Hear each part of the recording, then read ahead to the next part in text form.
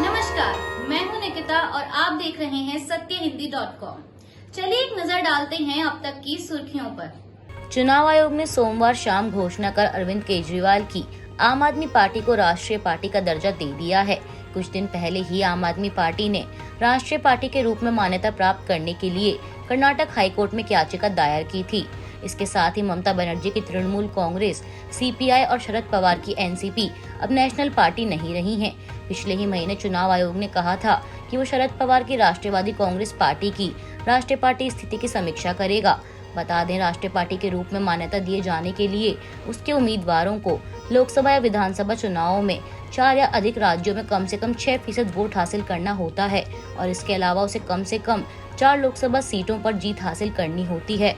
राष्ट्रीय पार्टी बनने के बाद अब आम आदमी पार्टी का चुनाव चिन्ह परमानेंट हो जाएगा और पार्टी ईवीएम और बैलेट पेपर में उम्मीदवारों के क्रम में ऊपर नजर आएगी और राजधानी दिल्ली में दफ्तर भी मिलेगा। अमित शाह के अरुणाचल दौरे पर चीन की आपत्ति का गृह मंत्री ने जवाब दिया और कहा कि कोई हमारी 1 इंच जमीन भी नहीं ले सकता है। अरुणाचल प्रदेश की एक बहुत खास और अच्छी बात है, जब आप यहाँ के लोगों से मिलोगे तो वे नमस्ते नहीं करते हैं। यहाँ के लोग जय हिंद बोलते हैं। यहाँ कोई भी अतिक्रमण नहीं कर सकता। इसकी वजह यहाँ के लोगों की देशभक्ति है। उन्होंने आगे कहा कि आईटीबीपी और सेना के जवानों के शौर्य के कारण कोई भी आंख उठाकर हमारे देश की सीमा को नहीं देख सकता।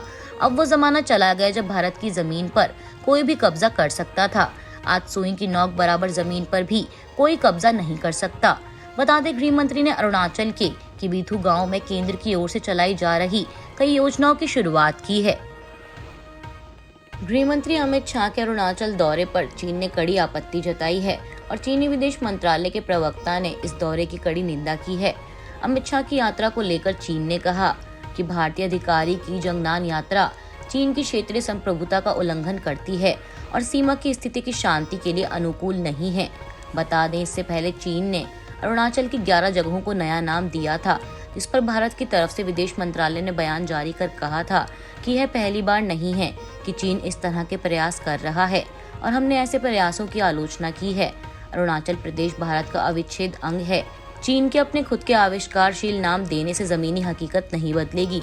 साथ ही बता दें कि गृह मंत्री वाइब्रेंट विलेजेस प्रोग्राम को लॉन्च करने के लिए अरुणाचल के दौरे पर हैं।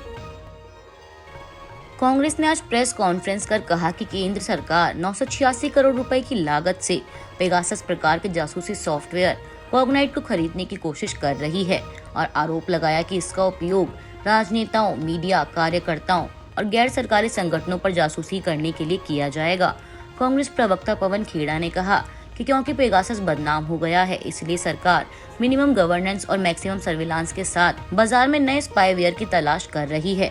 उन्होंने आगे कहा कि मैं समझता हूं कि सत्तारूढ़ दल विपक्ष से नफरत करता है, लेकिन उन्होंने अपने मंत्रियों पर जासूसी सॉफ्टवेयर का इस्तेमाल किया। इस देश के 2 जासूस किसी पर भरोसा नहीं करते, यहाँ तक कि कानून और मीडिया पर भी नहीं। इसलिए वे करदाताओं के करोड़ों रुपए जासूसी सॉफ्टवेयर और इजरायली तकनीक खरीदने में खर्च कर रहे हैं। वे ऐसा इसलिए कर रहे हैं क्योंकि बादशाह को डर है कि कहीं हमारे एक सच से उनके झूठ का खोखला महल ढह न जाए। एमसीडी में 10 सदस्यों के नामांकन को चुनौती देने वाली आम आदमी पार्टी सरकार की याचिका पर सुनवाई करते हुए सुप्रीम कोर्ट ने दिल्ली नगर निगम में एल्डरमैन की नियुक्ति को लेकर उपराज्यपाल से सवाल पूछा कि आखिर किस अथॉरिटी के तहत एल्डरमैन की नियुक्ति की गई। क्या ऐसा करने के लिए मंत्री परिषद की सहायता और सलाह जरूरी नहीं थी? दिल्ली सरकार की तरफ से पेश हुए वकील अभिषेक मनु सिंघवी ने इसे लोकतंत्र का अपमान बताया और कहा कि बहुमत से आने वाली पार्टी को पलटने की कोशिश की जा रही है। सुप्रीम कोर्ट इस मामले में अगली सुनवाई 17 अप्रैल को करेगा। झारखंड में जमशेदपुर के शास्त्री नगर में धार्मिक झंडे के कथित अपमान के बाद 2 गुटों के बीच पथराव हुआ और जमा हुई भीड़ ने आगजनी भी की, जिसके बाद रविवार शाम को क्षेत्र में धारा 144 लागू कर दी गई। अधिकारियों ने जानकारी देते हुए बताया कि हिंसक भीड़ ने 2 दुकानों और एक ऑटो रिक्शा को आग लगा दी। अधिकारियों ने कहा कि भीड़ को तितर बितर करने के लिए पुलिस ने आंसू गैस के गोले दागे और कदमा थाना क्षेत्र के शास्त्री नगर में कानून व्यवस्था बनाए रखने के लिए पर्याप्त पुलिस बल को तैनात किया गया है। उप संभागीय अधिकारी पीयूष सिन्हा ने कहा कि दंड प्रक्रिया संहिता की धारा 144 के तहत निषेधाज्ञा लागू की गई है। पूर्वी सिंहभूम जिले के उपायुक्त विजय जाधव ने कहा कि कुछ असामाजिक तत्व शांति भंग करने की कोशिश कर रहे हैं और उन्होंने उनके साजिश को विफल करने के लिए आम नागरिकों से सहयोग का अनुरोध किया है। मीडिया रिपोर्ट्स के अनुसार पुलिस ने बताया कि इलाके में शनिवार रात तब से ही तनाव की स्थिति बनी हुई है, जब एक स्थानीय संगठन के सदस्यों ने रामनवमी के झंडे पर मांस का एक टुकड़ा चिपका पाया। बता दें कि इससे पहले जमशेदपुर में रामनवमी के जुलूस के दौरान भी दो गुटों के बीच झड़प के बाद पथराव हुआ था। पश्चिम बंगाल में रामनवमी जुलूस के दौरान हुई हिंसा के मामले में NHRC की फैक्ट फाइंडिंग टीम ने सोमवार 10 अप्रैल को मुख्यमंत्री ममता बनर्जी की सरकार पर कई सवाल खड़े किए हैं। इस टीम के chief retired justice L Narasimha Reddy ने कहा कि पश्चिम बंगाल के हावड़ा और हुगली में हुई हिंसा के पीछे सीएम ममता बनर्जी की विफलता जिम्मेदार है। उन्होंने कहा कि पश्चिम बंगाल सरकार ने सारे नियमों का उल्लंघन किया है। इसके साथ ही उन्होंने मानवाधिकार के तहत पुलिस की भूमिका पर भी सवाल खड़े किए। उन्होंने कहा कि सीएम ममता की विफलता की वजह से राज्य में हिंसा हुई। आपको बता दें कि बीते हफ्ते जब NHRC की टीम पश्चिम बंगाल में हुई हिंसा की जांच करने हुगली पहुंची थी, तो बंगाल पुलिस ने उसे आगे बढ़ने से रोक दिया था। इस मामले पर जस्टिस रेड्डी ने कहा था कि पुलिस कह रही है कि CRPC की धारा 144 लगाई गई है, लेकिन यहाँ ऐसा कुछ भी नहीं है। उनका कहना है कि सरकार डरी हुई है क्योंकि उनका पर्दाफाश हो जाएगा। गौरतलब है कि बीते हफ्ते पश्चिम बंगाल के हावड़ा और हुगली में रामनवमी जुलूस के दौरान पत्थरबाजी और बम फेंकने जैसी घटनाओं की वजह से हिंसा भड़क गई थी। उपद्रवियों ने दुकानों से लेकर कई सार्वजनिक संपत्तियों को आग के हवाले कर दिया था। गुलाम नबी आजाद के राहुल गांधी और विदेश में उद्योगपतियों से रिश्ते के आरोप पर कांग्रेस नेता जयराम रमेश ने आजाद पर पलटवार करते हुए ट्वीट कर लिखा कि हर बीतते दिन के साथ गुलाम नबी आजाद अपने असली चरित्र और श्री मोदी के प्रति अपनी वफादारी का प्रदर्शन करने के लिए और नीचे जाते हैं। कांग्रेस नेतृत्व पर उनके तिरस्कारपूर्ण बयान प्रासंगिक बने रहने की उनकी हताशा को दर्शाते हैं। मैं केवल इतना कह सकता हूं कि वह दयनीय हैं। बता दें, गुलाम नबी आजाद ने एक इंटरव्यू में कहा था कि राहुल सहित पूरे गांधी परिवार के कारोबारियों से संबंध हैं। मैं आपको 10 उदाहरण दे सकता हूं कि वह देश के बाहर भी ऐसे लोगों से मिलने जाते हैं जो अवांछित व्यवसायी हैं। लैंड फॉर जॉब मामले में बिहार के उप मुख्यमंत्री तेजस्वी यादव को एक बार फिर से पूछताछ के लिए ईडी ने कल यानी 11 अप्रैल को दिल्ली बुलाया है। इससे पहले 25 मार्च को CBI के सामने तेजस्वी यादव पेश हुए थे। बता दें, CBI के समन के खिलाफ तेजस्वी यादव ने दिल्ली हाईकोर्ट में याचिका दाखिल की थी, जिसके बाद 16 मार्च को दिल्ली हाईकोर्ट ने तेजस्वी को 25 मार्च को CBI के सामने पेश होने का निर्देश दिया था। हालांकि CBI ने तेजस्वी को इस बात का आश्वासन दिया था कि वह उन्हें गिरफ्तार नहीं करेगी।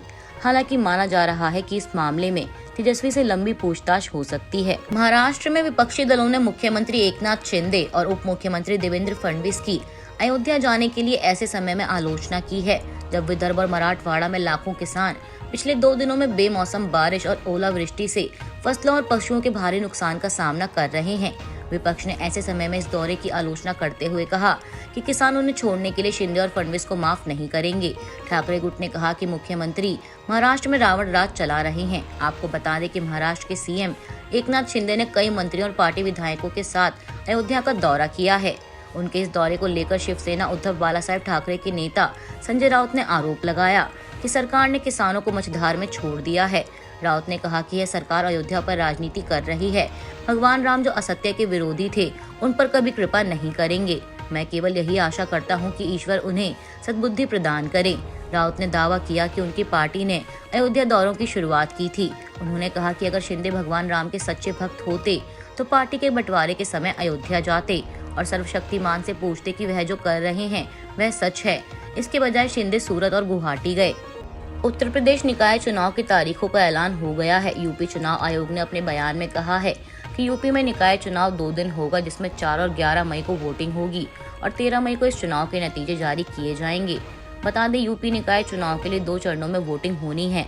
पहले चरण में 9 मंडल में वोटिंग होगी, जिसमें सहारनपुर, मुरादाबाद, आगरा, झांसी, प्रयागराज, लखनऊ, देवी पाटन, गोरखपुर, वाराणसी शामिल है। इसके साथ ही दूसरे चरण में भी 9 मंडल में वोटिंग होनी है, जिसमें मेरठ, अलीगढ़, कानपुर, चित्रकूट, अयोध्या, बस्ती, आजमगढ़ और मिर्जापुर शामिल हैं।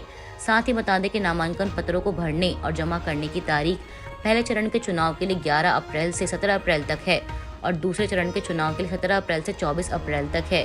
वहीं निकाय चुनाव के लिए नामांकन वापस लेने की तारीख पहले चरण के चुनाव के लिए 20 अप्रैल है और दूसरे चरण के चुनाव के लिए 27 अप्रैल रखी गई है। पाकिस्तान के क्वेटा के कंधारी बाजार में बड़ा धमाका हुआ है, जिसमें 4 लोगों की मौत और 11 लोगों के घायल होने की खबर आ रही है। बताया जा रहा है कि कंधारी बाजार में खड़े एक पुलिस वाहन को निशाना बनाकर ये धमाका किया गया है। बता दें, इससे पहले शनिवार को खैबर कबायली जिले के 12 तहसील में एक धमाका हुआ था, जिसमें 2 सैनिकों की मौत हो गई थी। आज बेंगलुरु के चिन्नास्वामी मैदान में रॉयल चैलेंजर्स बेंगलोर और लखनऊ सुपर जायंट्स आमने सामने हैं। लखनऊ सुपर जायंट्स ने टॉस जीतकर पहले गेंदबाजी करने का फैसला किया था। वहीं रॉयल चैलेंजर्स बेंगलोर ने पहले बल्लेबाजी करते हुए अपने 20 ओवरों में 2 विकेट खोकर 212 रन बनाए हैं। आज के लिए बस इतना ही। बाकी की खबरों के लिए बने रहिए सत्यहिंदी.com पर।